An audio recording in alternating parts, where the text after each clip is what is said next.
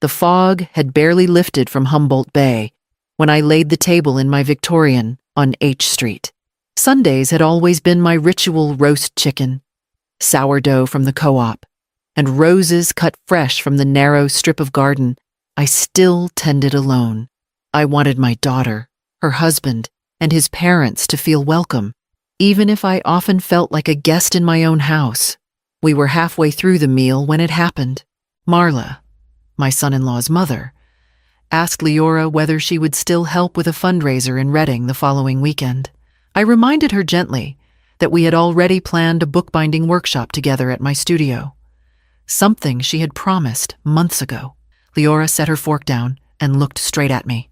"I answer only to my parents-in-law," she said, each word clipped, polished, and final. The air thickened. My son-in-law dropped his gaze to his plate, saying nothing. Marla smiled faintly, as though my erasure had been her quiet victory. Gideon reached for the salt and passed it down the table. Calm as stone, I swallowed the words rising in my throat. My house, my table, my food. Yet I had been dismissed with one sentence. I wanted to ask if she remembered who signed the mortgage every month, or who had driven her to rehearsals in high school when her father never came home from the sea. But all I did was fold my napkin and place it neatly beside my plate. The rest of the meal carried on in strained cheer. Conversations circled around weather on the highway south, new plans for the Hargrove home in Reading, and the fundraiser schedule. My voice had no place in it. When they left that afternoon, the sound of the front door closing felt like a verdict I could no longer ignore, pressing me toward memories of what it had cost to stay this quiet. After the door shut behind them, I walked through the kitchen gathering plates, though my hands moved without thought. The words still echoed, sharp as glass. To keep from breaking, my mind slipped backward into years I had long buried. It was 27 years ago when the Coast Guard called. A fishing boat had gone missing in the fog off Trinidad Head. By dusk, they confirmed what I already feared: my husband would not be coming home. I stood on the bluff, the wind pulling at my coat, and promised myself that Leora would never know hunger, never feel that kind of absence again. I went back to my trade binding and repairing books. The county museum on 3rd Street kept me busy with ledgers warped from damp storage, fragile pages that needed stitching. At night, after Leora was asleep, I worked by lamplight, my fingers raw from glue and thread. I skipped meals so she could have seconds. Vacations were just walks through Sequoia Park with sandwiches wrapped in wax paper, because the mortgage on the Victorian had to be paid on time. Through every sacrifice, I told myself patience was the currency that bought loyalty. If I was steady enough, if I gave enough, Leora would see, she would understand. But children don't keep ledgers of devotion. They measure presence in the moment, not the silent choices that kept the lights on and tuition covered. As she grew older, I swallowed slights and silences, believing endurance itself would prove my worth. And now, after all those years of quiet labor, she could sit at my table and declare that my voice carried no weight. My flaw had been thinking patience alone could teach respect. I set the last dish in the sink, turned off the light, and let the house fall into stillness. Tomorrow would bring their influence again, imported and unrelenting, as if my own roof had become an annex to theirs. In the weeks that followed, I began to notice how the Hargroves' habits seeped into my own walls. Marla would comment on how my pantry shelves were arranged, insisting dry goods belonged in glass jars lined by height. Gideon chuckled at the old quilts folded in the parlor, suggesting they be replaced with proper decor. Their voices carried the weight of authority not just in their own house in Reading, but here in mine. Leora repeated their phrases as if they were scripture. "That's how a household should be run," she'd say, adjusting the jars Marla had touched. If I offered a different view, she smiled politely and added, "Well, that's not how Mom and Dad do it." She no longer meant me. Devin watched the exchanges quietly, his fork poised over his plate or his hand tightening around his phone. When pressed, he muttered that it wasn't worth fighting about. But his silence was never neutral. It leaned toward his parents, leaving me standing on the other side of a line drawn in my own kitchen. Bills began to pass through their filter as well. A notice for the water company arrived, and Leora forwarded it to Marla for budget approval. When I asked why, she shrugged. It's just easier when they keep track. Easier for whom I thought, staring at the envelope with my name printed clearly on it. Each new intrusion felt small on its own, but together they built a lattice that held my daughter tighter than I ever could. My home, my name on the deed. Yet my words skimmed the surface without sinking in. I told myself silence was strategic, that resistance would only drive her further into their orbit. But each concession carved away another piece of ground, until I could barely tell where my roof ended and theirs began. The day that blur became public humiliation was not far behind. On the first Friday of the month, the streets of Old Town filled with music and the smell of kettle corn. I had a table set up near the Clark Museum, showing a few restored ledgers and bindings. It was a way to remind the community that I still worked with my hands, still contributed something worth notice. Leora arrived with Marla and Gideon in tow, Devin trailing politely behind. At first, I felt a flicker of pride seeing her among my books. She touched the worn leather covers, running her fingers across the stitching. For a moment, I thought she might remember the evenings she sat at the kitchen table watching me sew spines by lamplight. But Marla's voice cut through. "These are charming," she said, loud enough for the small crowd gathered nearby. Though, of course, the real authority in Leora's life is back in Reading. She laughed lightly, as though it were a compliment, and Gideon nodded as if the matter were obvious. Heat rose in my chest, but my mouth stayed closed. The people browsing smiled awkwardly and moved on. I focused on straightening a stack of pamphlets, though my hands trembled. It was Tamsin, my neighbor from H Street, who caught my eye across the table. Later, when the crowd thinned, she leaned close and whispered, "You let them erase you right in front of everyone." Her words stung, not because they were cruel, but because they were true. I packed my materials in silence, the night air pressing heavy with salt and fog. Pride in my craft had carried me there, but I left with nothing but the imprint of laughter still echoing against the brick walls, driving me back to the fragile borders of my own house where the next fracture was waiting. The following Thursday, I returned from the museum to find the side door to my studio unlocked. At first, I thought I had forgotten, though I never did. Inside, the smell of coffee and perfume lingered. Voices had only just left the space. On the work table lay a county ledger from 1892, a record of timber shipments through Humboldt Bay. Its buckram cover was warped, the damp sheen of a spilled drink soaking into one corner. I touched the page carefully, ink blurred, an irreplaceable record ruined. My breath caught in my throat. Not an hour later, Devin appeared, casual, jingling the spare key I had lent him weeks before when he claimed he needed to fetch a charger. Marla and Leora followed behind, laughing over notes for some fundraiser. "What were you doing in here?" My voice shook, but I stood my ground between them and the damaged ledger. Marla's smile froze.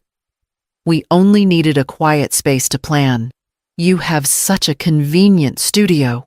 I lifted the ledger for them to see. "This is county property. I am responsible for it." "Do you understand what you've done?" Devin muttered that it was only an accident. Marla brushed at the stain with her scarf, as if that would erase it.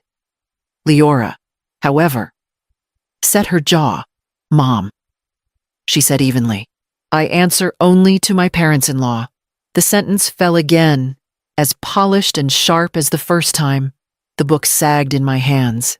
I wanted to shout, to demand how she could measure me so little after all the years I had carried her through storms, debts, and grief. Instead, I replaced the ledger gently in its box, closed the lid, and snapped the latch. No more words came. They gathered their papers and left as if I were a housekeeper whose complaint was beneath them. When the door shut, I sat at my desk, staring at the ruined corner of history. That night, I lay awake, knowing silence was no longer protection. It was complicity. The next morning, I made an appointment on F Street with an attorney, whose card I had kept for years, waiting for the moment I finally admitted I might need him.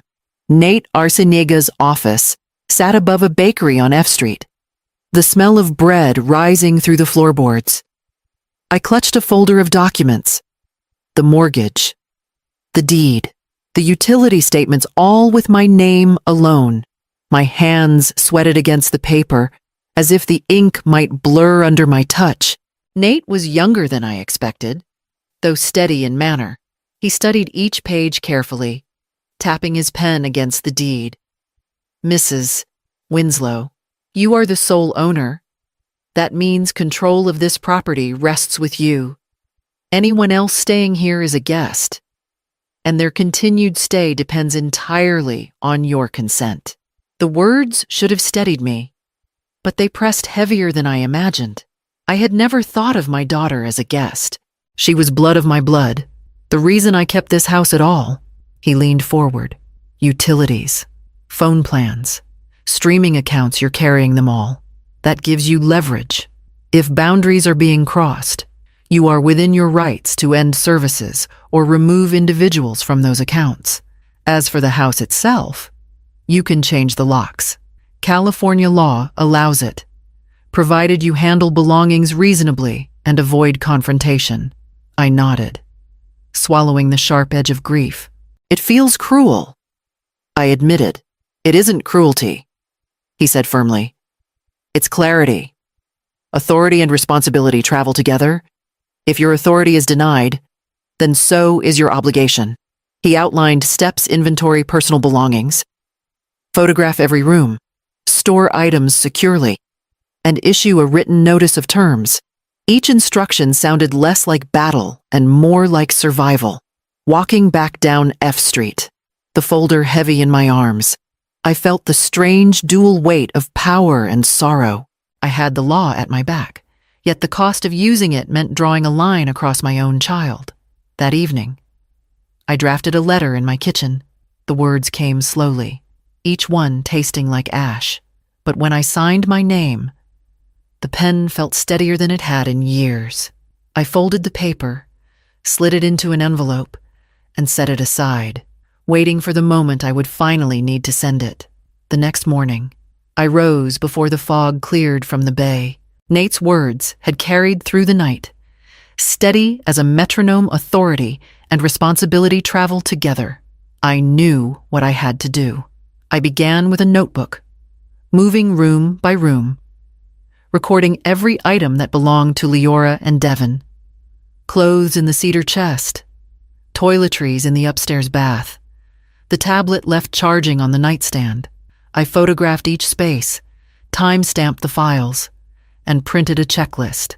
By the time I finished, the stack of pages felt like armor. Tamsin came over at my request. She watched as I boxed the belongings, sealing each with tape and writing their names across the flaps. "You're not being cruel," she reminded me. "You're being careful." Still, my throat tightened as I folded Leora's scarves. Gifts I had once chosen for her birthdays. Once the boxes were stacked neatly in the front room, I turned to the ledgers of another sort my accounts. I logged into the phone carrier and removed their lines. The confirmation email arrived within minutes. Then the cable, the internet, the streaming services, each one scheduled for termination or password reset. With every click, a strand of obligations severed. At noon, I walked down H Street to the locksmith. By evening, the cylinders were changed, new brass keys cut. I pressed one into Tamsin's hand for safekeeping. The others I kept on a ring, their edges sharp against my palm. Finally, I opened the envelope I had prepared days earlier. My letter was brief. Stripped of ornament if you answer only to your parents-in-law. Let them provide. Your belongings are packed and ready. Access to this house is by appointment only. Pickup is tonight. I read it twice, steadying my breath, then sent it by email to Leora and Devon. The message left my outbox with a faint whoosh, the sound of a door shutting in the digital air. When I closed the laptop, the house around me felt strangely lighter, though the silence rang. For the first time in years, I sensed the edges of my own authority returning, waiting for the inevitable knock that would test whether I truly meant it. By the time headlights cut through the mist on H Street, the boxes were already stacked neatly on the porch. I stood inside the front door, key ring cold in my pocket, as the figures came up the walk. Devon led, Marla close behind, Gideon carrying himself with the stiff posture of a man ready for battle.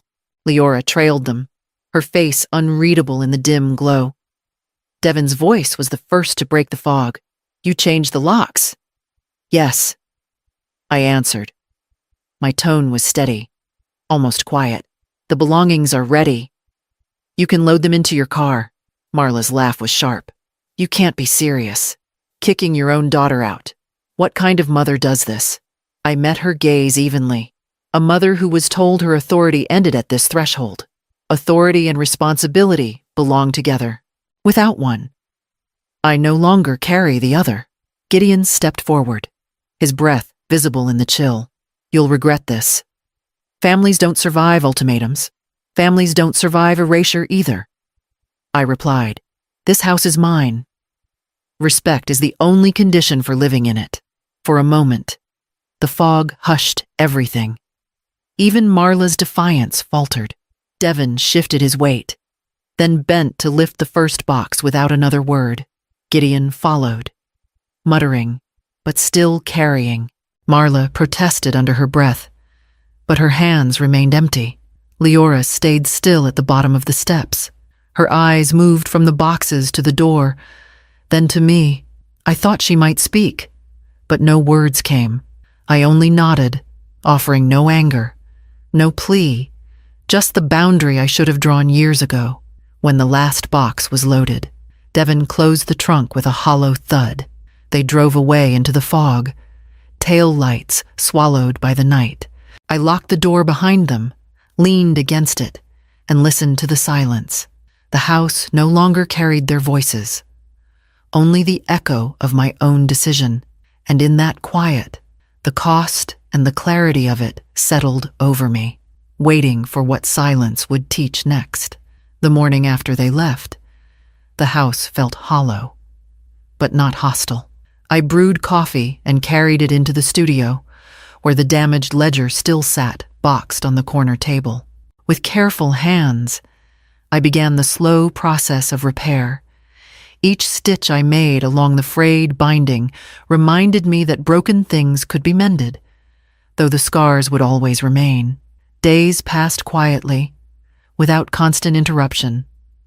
I worked longer hours, restored order to my shelves, and walked the fern trails in Sequoia Park. The towering redwoods gave me perspective, centuries of endurance standing in silence. Their strength not in noise, but in rootedness. News drifted back from Reading through mutual acquaintances. Leora was living under stricter rules than she had expected. Marla dictated grocery lists. Gideon monitored household budgets, and Devon stayed later at work to avoid their constant oversight.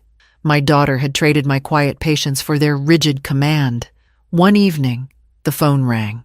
I almost didn't answer, but the number was familiar. Leora's voice came through, trembling. She said nothing at first, just the sound of her breathing on the line, then a muffled sob. I waited, giving her space.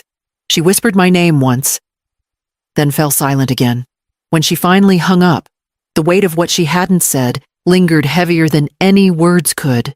I set the phone down gently, staring at the brass keys on the counter. I did not rush after her or beg her to return. Love had become something else now. Provision, yes, but provision with boundaries. I would not rescue her from lessons she chose.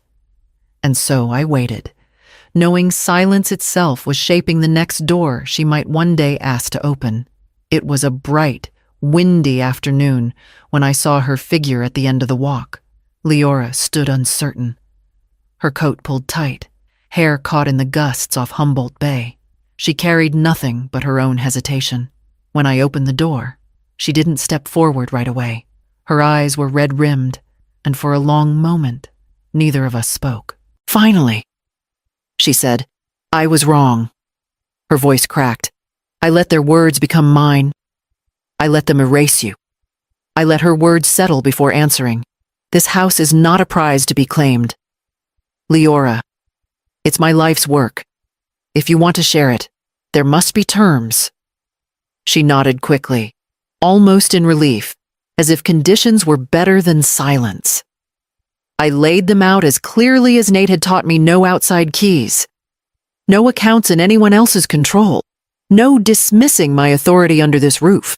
Respect was the price of belonging here. Tears slid down her face, but she held my gaze. "I accept," she whispered. "I don't want to live anywhere that requires me to vanish to be loved."